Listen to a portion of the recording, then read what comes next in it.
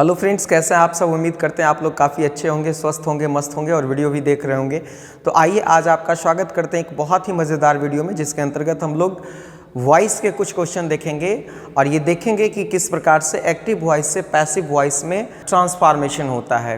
तो आइए बिना कोई विलम्ब किए हुए हम वीडियो की शुरुआत करते हैं और आप वीडियो को अंत तक देखें और यदि आपको वीडियो अच्छा लगता है तो लाइक और शेयर करना ना भूलें। तो आइए इस सेशन का जो पहला सवाल है वो काफ़ी इम्पॉर्टेंट है। Amit sings a song. बात करेंगे इस सेंटेंस की। ये सिंपल प्रेजेंट टेंस का सेंटेंस है और यहाँ पर देखेंगे तो अमित सब्जेक्ट है, सिंग्स हमारा मेन वर्ब का पांचवा रूप है और यहाँ पर अ सॉन्ग क्या है, ऑब्जेक्ट है। तो सबसे पहले हम लोगों को वॉइस बनाने में सेंटेंस के टेंस की पहचान, सेंटेंस के पहचान होनी चाहिए। उसके बाद हम लोगों को सब्जेक्ट, वर्ब और ऑब्जेक्ट की पहचान होनी चाहिए। तो आइए हम लोग इस एक्टिव वॉइस को पैसिव वॉइस में चेंज करते हैं। तो सबसे पहले हमारा यहाँ पे ऑब्जेक्ट है इस सेंटेंस में अ सॉन्ग, तो लिखेंगे अ सॉन्ग। चूँकि अ सॉन्ग सिंगुलर है तो इसलिए हम लोग इसके साथ प्रेजेंट में सिंगुलर वर्ब के तौर पर इज का प्रयोग करेंगे और यहाँ पर हमारा जो पैटर्न होता है वह मेन वर्ब का फिर तीसरा रूप हम लोग लिखते हैं। तो सिंग का तीसरा रूप क्या होता है, संग होता है। और चूंकि यहाँ पर जो है वह ऑब्जेक्ट एक्ट है तो सब्जेक्ट जो है वह ऑब्जेक्ट के रूप में लिखाएगा। तो उसके पहले हम लोगों को जो है वह बाई का प्रयोग करना होता है ताकि ये लगे कि नहीं सब्जेक्ट कार्य कर रहा है। तो ए सॉन्ग इज संग बाई अमित। चूंकि यहाँ पर अमित है तो नाउन में किसी भी प्रकार के जो है वह चेंजेस नहीं होते हैं, अर्थात नाउन का ऑब्जेक्टिव केस एज यूजुअल होता है। तो इस प्रकार से इस प्रश्न का राइट आंसर हो जाएगा a song is sung by Amit. उम्मीद है कि आप अच्छे से समझ गए होंगे। चलते हम लोग अगले प्रश्न की तरफ। हमारा अगला प्रश्न है सी सॉब्स देम। बात करेंगे इस सेंटेंस से रिलेटेड कंसेप्ट की। तो ये भी सिंपल प्रेजेंट टेंस का वाक्य है और यहाँ पे सी सब्जेक्ट है और यहाँ पे सब्स वर्ब है और यहाँ पे ये क्या है, ऑब्जेक्ट है। अब यहाँ पर देखिए क्या है कि ऑब्जेक्ट को, चूंकि हमारा ये सेंटेंस जो है वो एक्टिव वॉइस में हमको पैसिव में बदलना है तो सबसे पहले हम लोग देम को सब्जेक्ट के रूप में लिखेंगे। तो देम का सब्जेक्टिव केस होता है दे और चूंकि सिंपल प्रेजेंट टेंस का वॉइस है इसलिए यहाँ पे ऑक्सिलरी वर्ब के रूप में इज एम आर का चयन करेंगे। अब यहाँ पे subject third person plural number है इसलिए इसके साथ प्लूरल वर्ब आर का प्रयोग होगा और सर्व का जो हमारा तीसरा फॉर्म होता है वो होता है सर्व्ड। और उसके बाद हम लोगों को क्या लिखना है, बाई लिखना है। चूंकि हमारा जो है वह वॉइस सिंपल प्रेजेंट टेंस का जब हम लोग एक्टिव से पैसिव में बनाते हैं तो ये यही पैटर्न होता है और सी का ऑब्जेक्टिव केस क्या होता है, हर होता है। तो इस प्रकार से इस प्रश्न का राइट आंसर हो जाएगा they are serve by her. चलते हम लोग अगले प्रश्न की तरफ। हमारा अगला क्वेश्चन है, बहुत ही इंपॉर्टेंट प्रश्न है और इस तरह के प्रश्न अक्सर परीक्षा में पूछे जाते हैं। पीपल स्पीक मलयालम इन केरला, यानी लोग जो है वह केरला में मलयालम बोलते हैं। अब यहाँ पर देखिए क्या है कि ऑब्जेक्ट जो है हम पूछते हैं कि क्या बोलते हैं तो मलयालम बोलते हैं। तो यहाँ पर सब्जेक्ट, वर्ब और ऑब्जेक्ट अदर वर्ड हो गया। तो अब इसका अगर हम लोगों को जो है वह पैसिव वॉइस बनाना है तो यहाँ पर हम लोग मलयालम को आगे करेंगे। चूंकि मलयालम एक भाषा का नाम है, एक लैंग्वेज है, इसलिए सिंगुलर होगा, इसके साथ इज लगेगा।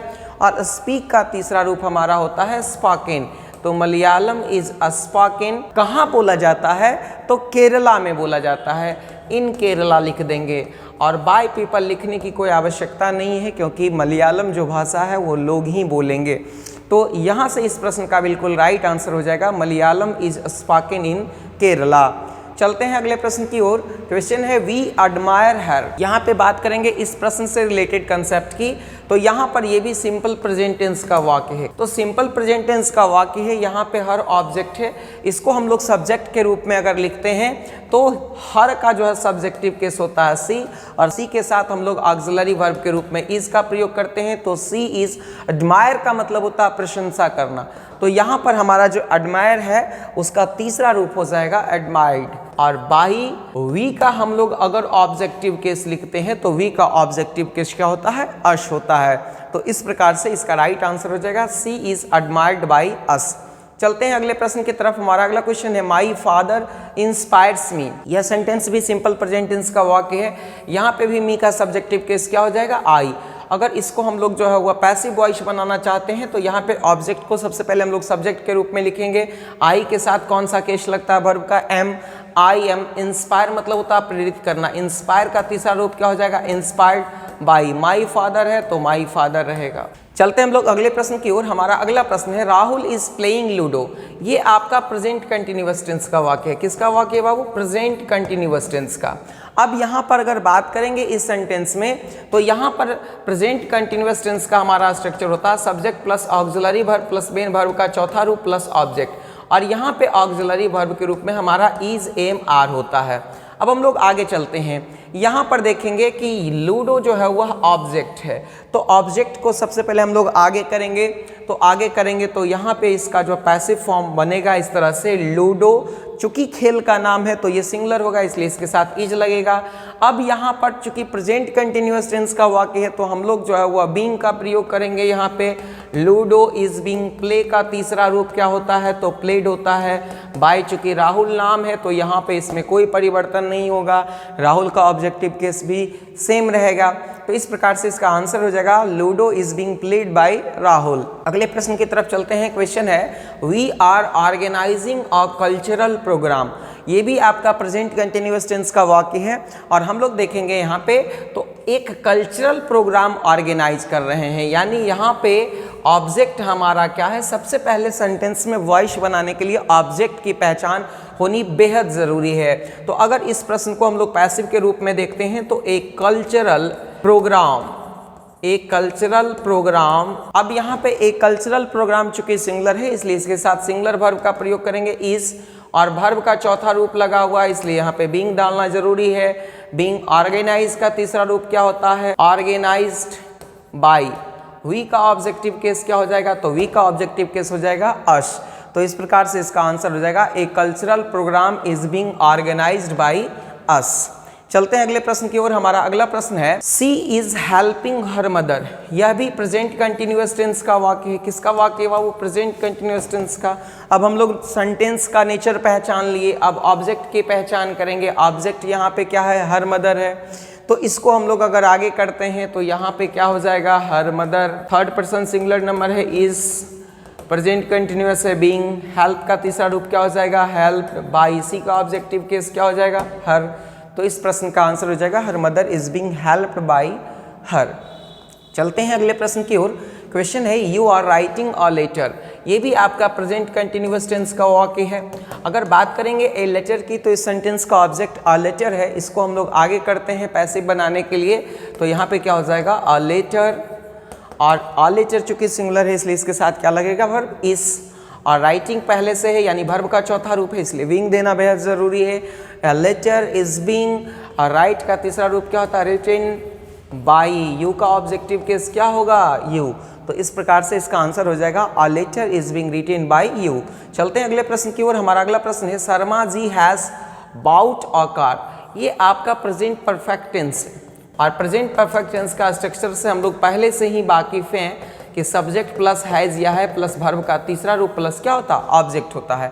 यहाँ पर अगर बात करें इस सेंटेंस में ऑब्जेक्ट हमारा आकार है, तो हम लोगों को पैसिव बनाने के लिए सबसे पहले इसको हम लोग आगे करते हैं। तो यहाँ पे क्या हो जाएगा? आकार। चूंकि सिंगुलर है इसलिए यहाँ पे हैज लगेगा, और यहाँ पे जो है वह प्रेजेंट परफेक्ट टेंस के वॉइस बनाने में हम लोग बीन का प्रयोग करते हैं। तो आकार, हैज बीन, और बाउट तो ऑलरेडी वर्ब का तीसरा फॉर्म दिया हुआ है बाउट बाय शर्मा जी। तो इस प्रकार से इस प्रश्न का आंसर हो जाएगा a car has been bought by Sharma ji. चलते हम लोग अगले प्रश्न की ओर। हमारा अगला प्रश्न है I have repaired the car. I have repaired the car, मैंने कार की मरम्मत की है। ये भी आपका प्रेजेंट परफेक्ट टेंस का वाक्य है। यहाँ पे ऑब्जेक्ट द कार है, इसको आगे कर देते हैं द कार, और द कार चूंकि सिंगुलर है इसलिए लगेगा इसके साथ हैज, और यहाँ पे क्या हो जाएगा? Been. The car has been repaired. क्या हो जाएगा बाबू? रिपेयर्ड, चूंकि वर्ब का तीसरा रूप रिपेयर का तीसरा रूप रिपेयर्ड होता है बाई। आई का ऑब्जेक्टिव केस क्या हो जाएगा? मी, यानी प्रश्न का राइट आंसर हो जाएगा the car has been repaired by me. चलते हैं हम लोग अगले प्रश्न की ओर। हमारा अगला प्रश्न है had she written a letter. बात करेंगे इस प्रश्न की, तो ये प्रश्न आपका प्रेजेंट परफेक्ट टेंस का इंट्रोगेटिव सेंटेंस है। तो प्रेजेंट परफेक्ट का इंट्रोगेटिव सेंटेंस है। सबसे पहले हम लोग देखेंगे यहाँ पे ऑक्सिलरी वर्ब लगा हुआ है। तो यहाँ पे ऑक्सिलरी वर्ब लगा हुआ है तो हम लोगों को चिंतित होने की कोई आवश्यकता नहीं है। सबसे पहले हम लोग ऑब्जेक्ट के नेचर पे गौर करेंगे। ये हमारा ऑब्जेक्ट है, ऑब्जेक्ट हमारा सिंगुलर है, दैट मीन्स क्या वर्ब सेम रहेगा यहाँ पे, मतलब हैज़ ही होगा, तो हैज़ अ लेटर। और उसके बाद चूंकि प्रेजेंट परफेक्ट टेंस है तो हमारा बीन लगना बनता है, तो has a letter been. Write का तीसरा रूप क्या होता है? रिटेन। फटाफट बताइए, राइट का तीसरा रूप क्या होता है? Written by. सी का ऑब्जेक्टिव केस क्या हो जाएगा? तो सी का ऑब्जेक्टिव केस हो जाएगा हर, और लास्ट में हम लोग क्या लगा देंगे? क्वेश्चन मार्क लगा देंगे। तो इस प्रकार से इसका राइट आंसर हो जाएगा has a letter been written by her. चलते हैं अगले प्रश्न की ओर। हमारा अगला प्रश्न है द टीचर हैज़ प्रेज्ड मी, मतलब शिक्षक ने मेरी प्रशंसा की है। यहाँ पर देखिए ऑब्जेक्ट क्या है? मी है, तो मी का हम लोग सब्जेक्टिव फॉर्म लिखेंगे आई, और आई के साथ हम लोग कौन सा वर्ब लगाते हैं? तो हैव लगाते हैं। आई के साथ क्या लगाते हैं? हैव। और उसके बाद हम लोग क्या लिखते हैं? बीन। I have been. यहाँ पर देखिए क्या है? प्रेज का जो तीसरा फॉर्म होता है praised. I have been praised by the teacher. तो इस प्रकार से इस प्रश्न का राइट आंसर हो जाएगा I have been praised by the teacher. चलते हैं अगले प्रश्न की ओर। हमारा अगला क्वेश्चन है she has not typed a letter. ये भी आपका प्रेजेंट परफेक्ट टेंस का नेगेटिव सेंटेंस है। ऑब्जेक्ट की बात करें इस सेंटेंस के, तो अ लेटर ऑब्जेक्ट है, इसको आप फटाफट आगे कर दो। ए लेटर और अ लेटर है तो यहाँ पे हैज़ हो जाएगा। उसके बाद ऑक्सिलरी वर्ब के जस्ट बाद नॉट का प्रयोग करेंगे, तो अ लेटर हैज़ नॉट, उसके बाद यहाँ पे बीन लगाना है, बीन। टाइप का तीसरा रूप क्या हो जाएगा? Typed by. सी का ऑब्जेक्टिव केस क्या हो जाएगा? हर हो जाएगा। चलते हम लोग अगले प्रश्न की ओर। हमारा अगला प्रश्न काफी इंपॉर्टेंट है, काफी महत्वपूर्ण है, मोस्ट वीआईपी क्वेश्चन है, इसलिए इसको आप ध्यान से देखेंगे। द पुलिस अरेस्टेड 2 क्रिमिनल्स, यानी पुलिस ने 2 अपराधी को क्या कर लिया है? गिरफ्तार कर लिया है। बात करेंगे इस सेंटेंस के टेंस की, मिजाज की, तो ये सिंपल पास्ट में है भाई। और यहाँ पर देखेंगे क्या है? ऑब्जेक्ट हमारा क्या है? ट्रू क्रिमिनल्स है। तो फटाफट हम लोग चूंकि एक्टिव से पैसिव बना रहे हैं, तो वॉइस में हम लोगों को ऑब्जेक्ट की जानकारी हो गई, मतलब आधा काम हमारा हो गया। तो हम लोग ऑब्जेक्ट को आगे करेंगे, फटाफट आगे कर दिए 2 क्रिमिनल्स। अब चूंकि ये प्लूरल है तो पास्ट में 2 वर्ब हमारे पास होता है, वज वर्ब, तो उसमें प्लूरल कौन है? तो वर्ब प्लूरल है, तो यहाँ पे फटाफट लिख देंगे वर्ब। और अरेस्ट का तीसरा रूप क्या होता है? Arrested 2 criminals were arrested.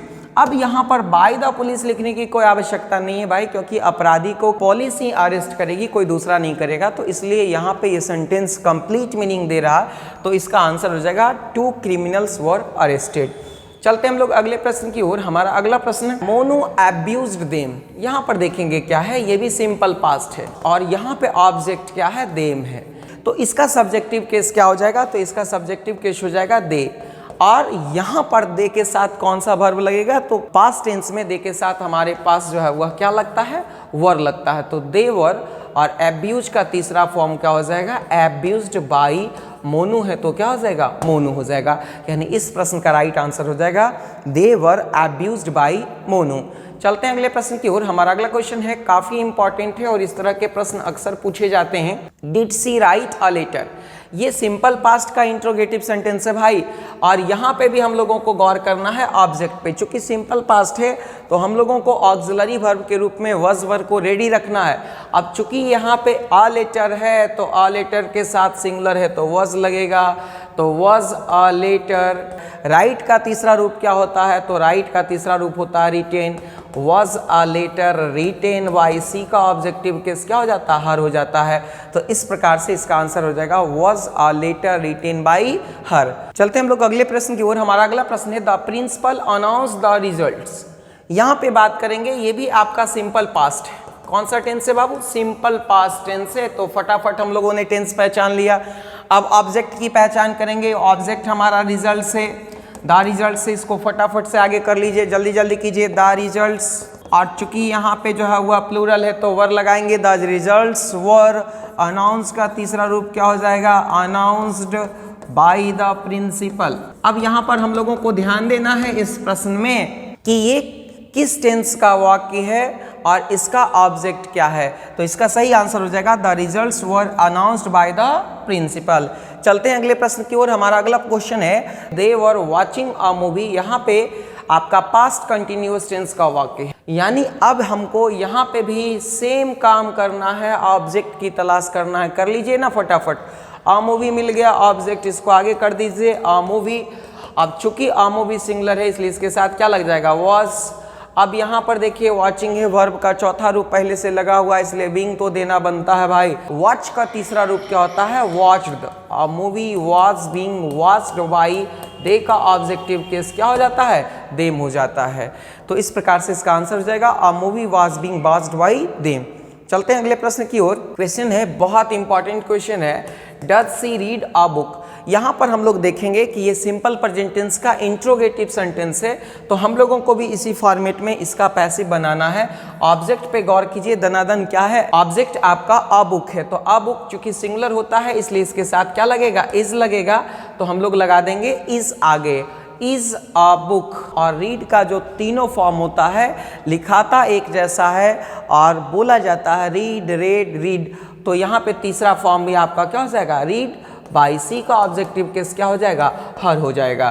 तो यहाँ पे इसका सही जवाब हो जाएगा is a book read by her. तो दोस्तों उम्मीद करते हैं कि आपको ये वीडियो काफ़ी अच्छा लगा होगा, और ये वीडियो अच्छा लगा है तो आप कमेंट करके ज़रूर बताएं हमें, ताकि हम और नए नए वीडियो आप तक पहुँचाते रहें। Thank you for watching.